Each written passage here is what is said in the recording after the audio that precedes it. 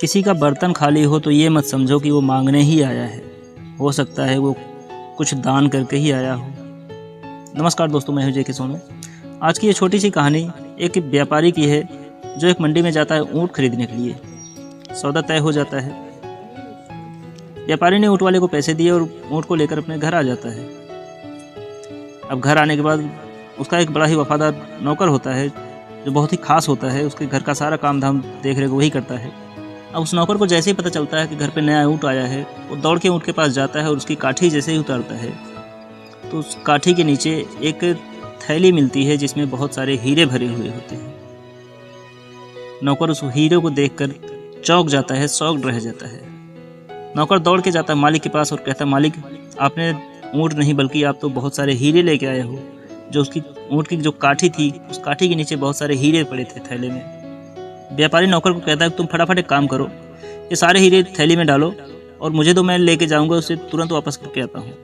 नौकर को लगा कि ये बड़ा ही अजीब मालिक है, इतना सारा माल हाथ में आ गया और फिर कहता है ये वापस करने की बात कर रहा है। मालिक ने सलाह भी दिया कि मालिक आप रख लीजिए, क्या दिक्कत है, किसी को क्या पता चलेगा, आप तो ऊँट लेके आए थे, बात खत्म, किसी को क्या पता चलेगा। लेकिन मालिक ने कहा नहीं, मैं वापस करके आऊँगा हीरे। व्यापारी चले जाता है उस हीरे को वापस करने के लिए मंडी में। ऊँट वाले को काफ़ी ढूंढता है, इधर उधर ढूंढता है, बड़ी मुश्किल से वो ऊँट वाला मिल जाता है जिससे ऊँट लेकर आया था। उस ऊँट वाले के पास जाता है और कहता है, जो मैं ऊँट लेके गया हूँ उस ऊँट के काठी के नीचे मुझे कुछ आपके हीरे मिले हैं जो मैं लौटाने आया हूँ।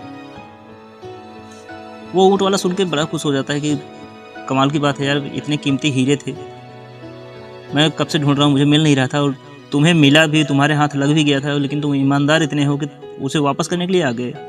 ऊँट वाला काफ़ी खुश हुआ, बहुत खुश हुआ।